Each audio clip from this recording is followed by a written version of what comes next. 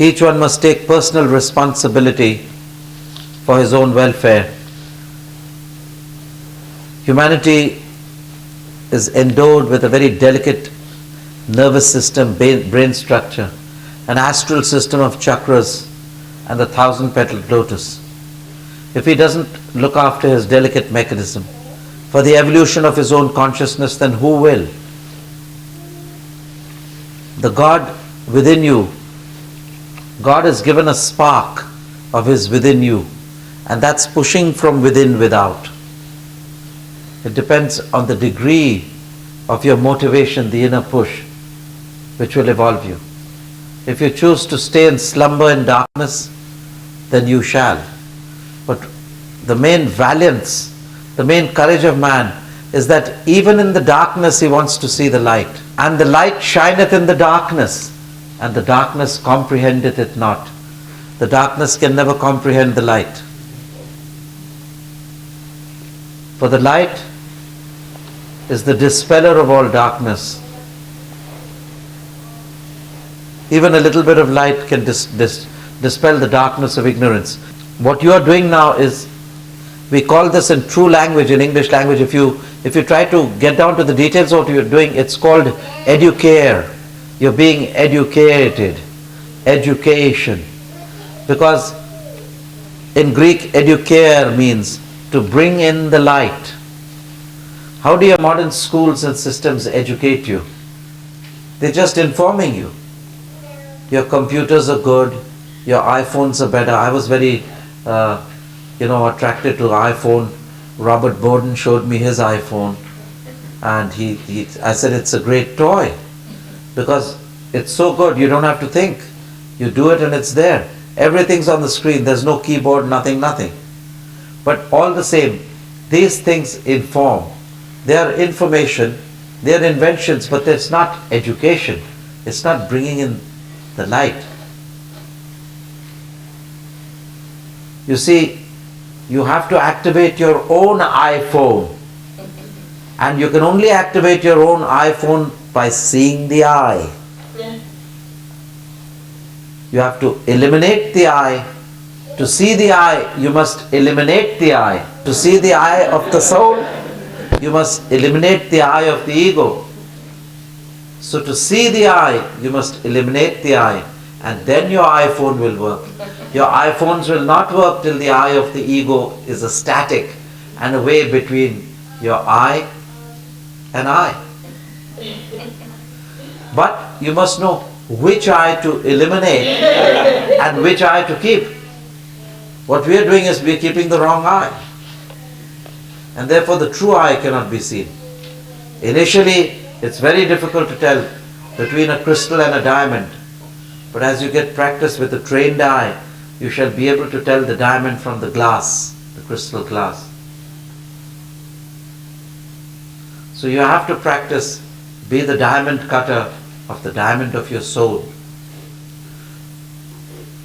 The seeing of the spiritual eye assumes prime importance in this time, where you can be steady and contact your intuition, get in touch with your conscience, and do what is truly right for you.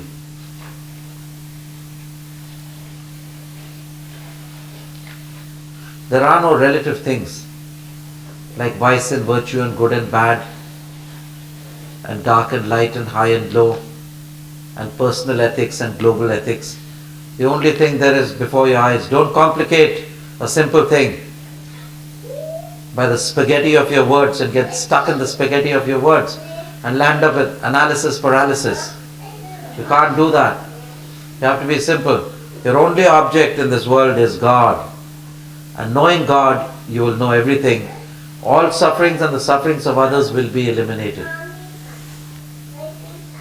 Do you think God does not know what's happening in this world? It's all a screenplay on the screen of life. It's all a cosmic motion picture, a play of light and shadows. But we think that this light and shadows is true due to our minds being deluded. We are mistaking the effect for the cause. We have to do the work given to us in this life, and that is to seek God in this life. in spite of all distractions. The only purpose of man's sojourn on this earth is to seek God. Period. Lecture over. This is it. Long and short. But then the mind is so fidgety and finicky, and it's so intellectual in its tapestry that it wants to tap this, that and the other and have its finger in every pie. The mind. So let's give the mind some exercise. The mind is like the monkey. You have to make him go up and down the pole of the spine till he gets exhausted by the practice of Kriya Yoga. Transform all your thoughts into the flaming star. That's the practice of Kriya Yoga. Bind your mind to God and nothing else. But how is that practical? Of course, it's the most practical thing, but it doesn't work according to our logic. God has His own logic. He has His own ways. And He will make it work. And even if He doesn't make it work, so what, God? I still love you. This is the brave soul. God, if you love me, I'll love you. If you kick me, I'll love you. If you spit on my face, I'll love you. I will love you whatever. This is my decision and I've made up my mind. Now you do what you want. And don't worry me and tempt me and harass me with these petty Ferraris and these little toys. I am for God alone. Every breath belongs to Him. And He is the one who tests you before putting you on the high seas. He tests you with money, with name, with fame, and Ferraris, and whatever. So you have to see through this and know that the only purpose, the main purpose, the core purpose of your life is to progress towards your parent source. And He is your parent source. You cannot help but go towards Him. Yes? Yesterday, right before the satsang, for a period of about 15 seconds, in my field of vision, I saw sparks just sparkling all around, like sparks coming out of the fire. Is that related to the sparks you were speaking of tonight? So yeah, you can see it anytime. Because once I was in a company called Bakau Wolf, it's a German company, and I was getting used to meditating long hours, but when I went to this temporary job of mine, I didn't get that time to meditation. So I went to the restroom and I felt very peaceful. Then I just moved out of my body. Once I was trying very hard to meditate and get into that state, outer body state. I couldn't get into that outer body state. So it was raining a lot, and that time we were just beginning. It was about 30 to 40 years back. 30 years back, I say. We just started the yoga class, and my class, it used to leak. So I used to close it in winter, because we used to just take it in an old hall in Pune. Some of you have seen that place. You've come to my house. It used to be a huge pool. I didn't have the money, and I was doing everything. So I got, that day we had announced it's a class on Thursday. So I came with a bucket, I came with an old towel, and I was mopping it and doing this, sitting on my haunches like this, and doing this. And suddenly, ooh, I went right out of my body. So when at certain stages, He gives it to you when you least expect it. He gives it to you when you least expect it. And it's not, this is the wealth. This is what God wants you to have it all. You see, again, these people, the basic thing is, they're going into the objective sphere. It is the Western mind, it goes outward. The Indian mind is always subjective, it goes inwards. He wants you to have the inner Jojo, the inner experience. If you have all the Ferraris, all the wealth in the world, all the wine, women and laughter in the world, and your mind is in a depression or in sorrow, then you're in hell. If you're in the material heaven and your mind is a mess, you're in hell. But if you're in actual hell and your mind is glorious, dancing with the light and love of power of God and His glory, then even in hell you're in heaven. So Heaven and hell is not determined by the place. Heaven and hell is determined by your inner state of consciousness. It's by your state of mind. It's not the action which is a sin. It is the spirit in which it is done, which makes it a vice or a virtue.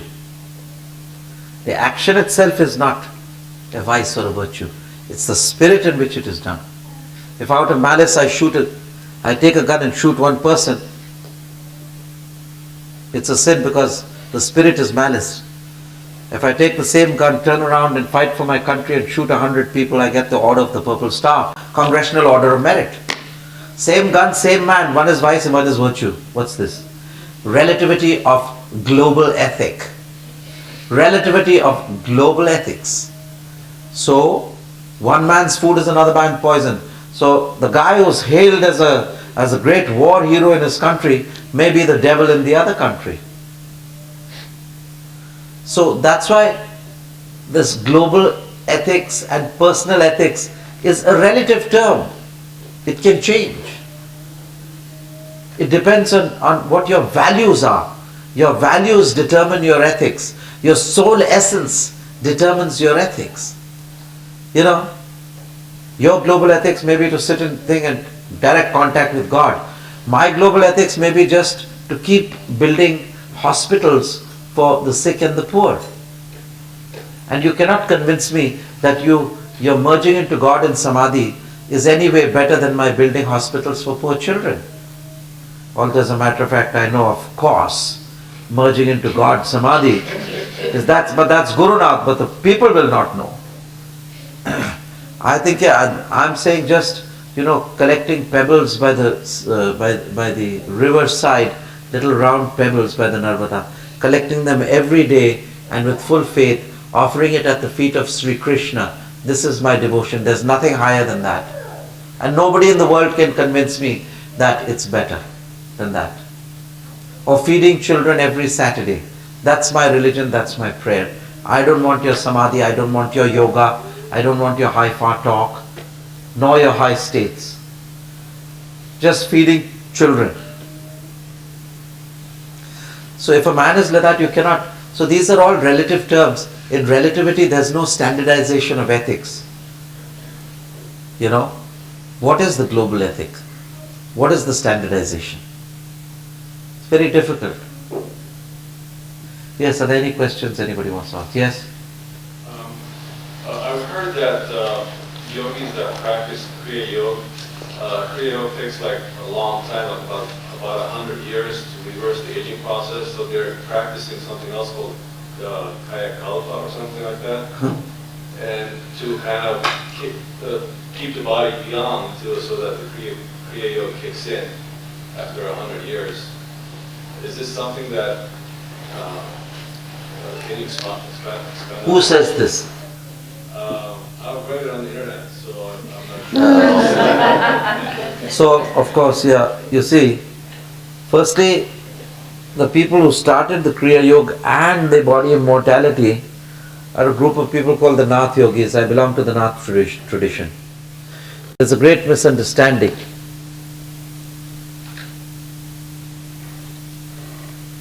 The body is the not self. The soul is the self. The spiritual soul is the self. So why are you giving so much importance to body immortality over your own divinity? First comes God, then comes body immortality. So if you seek God in this life, there's no need to make your body immortal. If body immortality comes by His grace, His blessings and His behest, if He commands that thou shalt be immortal, that should be your attitude. This is the spiritual philosophy on which we stand. We don't give body immortality priority over God like Leonardo did. Leonardo came and started a process of rebirthing, and he reversed the process. He thought, I also had a talk, like I had a talk with Yogi Bhajan. I met Heda Khan Baba. Heda Khan Baba is a great soul, and met him on more than one occasion.